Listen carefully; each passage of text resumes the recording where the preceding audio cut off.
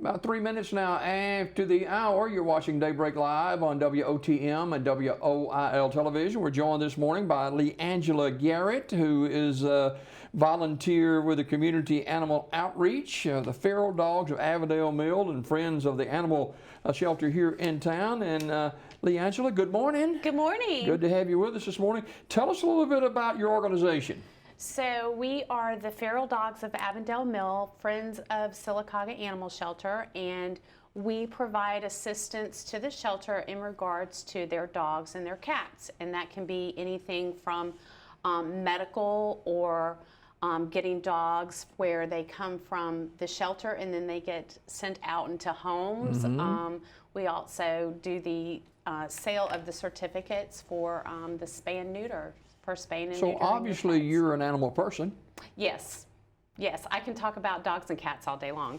Well, just a synopsis of, Sure. who you are and your love for animals. Sure. So I began this journey, if you will, probably about 4 years ago, full time, and met Carolyn Morris through a partner veterinarian office. And when I did, just the organization and what they do and how they save the lives, I was happy to be able to volunteer some time with her. And we basically come together as a group, and when we have a dog or a cat that has a need, it could be something like they have heartworms, they might need to be fixed. It can be something as simple as they need dog food or cat food, and so we do that. I currently foster for them as well. So we're always looking for foster families. It's not a huge time commitment. We provide everything, but there's a need there. It enables the animal to get out of the shelter and into a home, which increases their opportunities to be adopted, because then the foster family can really talk about, is the dog or cat, are they good with children? Are they house trained? Any number of things. It doesn't take very long if you're moving about Sylacauga, Alabama, or just about anywhere you go in our state. There is a lot of dogs and cats, especially on our streets, behind our buildings, and that kind of stuff. What are we trying to do to eliminate some of the growth with these animals? Well, so we offer a spay and neuter certificate sale, and we do that probably about 3 times a year, where community members can come and they can purchase a certificate, and then we can take the animal to Alabama Spay Neuter Clinic and get the dog fixed. That is the biggest way, and truthfully, it's the only way that we're going to have an impact on pet population. It's really an interesting historical story. How the organization was formed was because of the mill, and there were so many basically abandoned dogs. And Carolyn was she and a couple of volunteers just hit the ground running and started saving the dogs and picking them up and getting them fixed and adopted, and that's really the only way we're going to have This an seems impact. like, LeeAngela, a never-ending saga that we're facing here. You know what, it can be. We have a program called the Last Litter Program, and it is specifically for female dogs. So if you have a mama dog and she's had a litter, we want you to reach out to us, and we want you to be able to, we can get your mama dog fixed. What you do then is you provide shelter for the puppies and the mama dog, and then when the puppies are old enough, then we are able to find homes for the puppies, and then you get your mama dog spayed to where then she doesn't have any more litters. So I'm assuming we have more dogs and cats that we're dealing with, is that correct? I mean, we do. You also have neighboring counties that don't have animal control, or they don't have a shelter, and there's a huge need obviously there in neighboring counties where it's rampant. It was one of the things that I found most surprising. We moved from Florida, and when we moved here to Alabama, central Alabama, I was shocked at the number of roaming animals. Yeah. I mean, it's not just about pet population, but it's also the safety and the health of the animal in regards to getting them spayed or neutered. Yeah, you could see animals that are either wounded or killed, being hit by a vehicle and stuff like that. And that is a horrific thing to have to deal with. And I know people who have come upon animals that have been accidentally hit and stuff like that, and they try to help them, and that can be a serious thing for the person itself. Absolutely, absolutely, because you never know when you approach an animal that's been injured exactly how they're going to interact with you. That is one of the things that the Feral Dogs of Avondale Mill that we do. So many times if the animal comes into the shelter, or even if we get a phone call and there's been an emergency. Just last week alone, I think we had 3 emergencies in one day. Give me an example of one emergency. Where, in other words, a dog's been hit by a car. So that means we now have to find volunteers to go and to pick up the dog and then to get the dog to the vet in time. And this is costly. It costs money to do all of this. Absolutely. And we are funded purely through donations.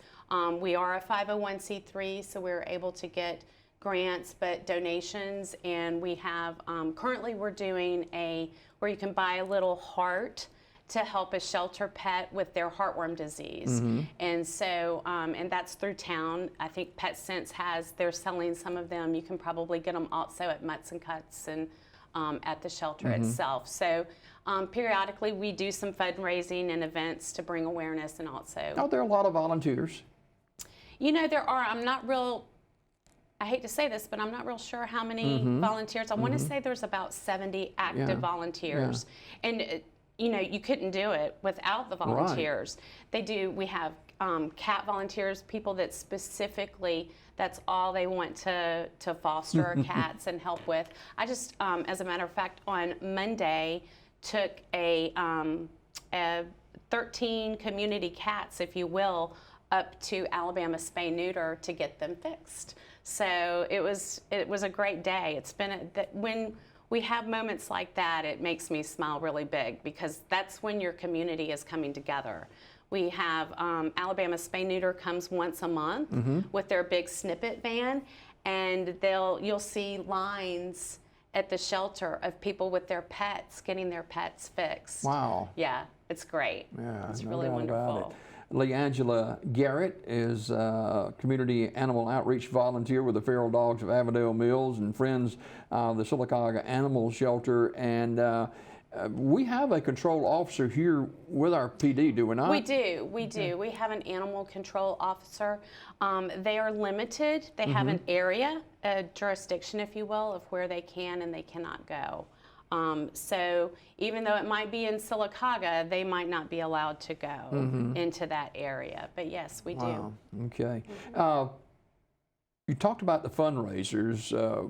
How can people get involved with, maybe they're watching this morning and maybe in another part of the state of Alabama. Well, we hope they're watching. Well, we've got 2 or 3 watching anyway. And, but if they want to become a partner with you guys, how do they do that? They can go onto Facebook to the Friends of, or to the Feral Dogs of Avondale Mill, but also our website, which is www.friendsofsas.org. Okay. And send a message. Also, go by the shelter or call the shelter, and Connie will be happy to give information. Now, talk about the shelter a little bit itself. Sure. Every time I see something, it is about they're being overrun with animals. Right. And I don't know really how to fix all of that except what you've talked about already. Sure. But that's going on right here in Sylacauga. It is. And I believe that the best way for there to be a positive impact is when you have your stakeholders within your community, as well as the Friends of Feral Dogs of Avondale Mill, and then also the city shelter. So you all come together as partners for your community, and have a discussion, and somewhere meet in the middle, so to speak, of what it is that we're going to support and how that looks. I think the biggest thing is going to be, we're here to help. And I think a big part of helping is letting people know exactly the importance of spaying or neutering your pet. and also just basic vet care. But we're here to help with that. And then, you know, Connie, she has a wealth of information. If I could say anything, it's that shelter workers, every day, they do it, they see it, their heart's in it, and it's a difficult job to do. Is it true, LeeAngela, that there's some mornings when the ladies come to work out there that they have dogs and cats are just dumped off out there? Oh yes, absolutely. So then they have the animals that are in the shelter that they're taking care of, but then now they've got to try and gather up the animals that have been dumped. It's got to be difficult. It is. I mean, I just want you to think about 27 degrees and pulling up, and it's dark, and you're hearing the barking of your animals inside, but you may have an injured animal that has been dropped off. Wow. You may have a litter, and we don't have any information. When they're dropped like that, there's no information on the animal. An intake process is really important because it also gives a lot of the information on the animal that will help in getting the animal placed. But yeah, that people, you know, it's not the way to do it. You know, if you're not a pet person, which some people aren't that are watching the show this morning, but, you know, you mentioned 27-degree temperatures. Yeah. That's hard on an animal just like it is a human being. Absolutely it is. And, you know, it's important to bring your animals in when it's that cold, and or at least provide them proper shelter and food and water. And it's just, I stop and I think whenever it is that cold in the morning of everyone that is taking care of their animals. And it's difficult. It is just, I'm ready for spring. No doubt about it. LeeAngela Garate is our guest this morning from the Community Animal Outreach. She's a volunteer with the Feral Dogs of Avondale Mill and Friends of Sylacauga's Animal Shelter here in town. And if people would like more information, or if they'd like to become a volunteer, I'm sure you can use some. Absolutely, we do. We need volunteers, we need fosters. If you just want a little bit of information on it, we'll be happy to help. It sometimes can be daunting when someone says, oh, do you want to foster? Because people don't know exactly what that entails. And it's truly, you are providing the shelter and we provide everything else for you. We have short-term fosters to where it's not a huge time commitment. You know, everybody works and they still manage to have their pets. So if you have a little bit of love for animals and you want to know more about how to help, we're happy to talk about it. And fostering's not for everybody. It's not, but there are other ways that you can volunteer. We have a new program that we started this year called Doggy Day Out. It is an opportunity. You might have a Saturday afternoon where you just want to, you know, be able to enjoy the sunshine or walk a dog. We would love for you to come and learn more about the animals that we have at the shelter. And if you want to volunteer with that program, Doggy Day Out, it's like you don't even have to do 4 hours. You could do 2 hours of just coming and getting the dog out. How sensitive, and you read stories about this, how sensitive actually are dogs and cats to people?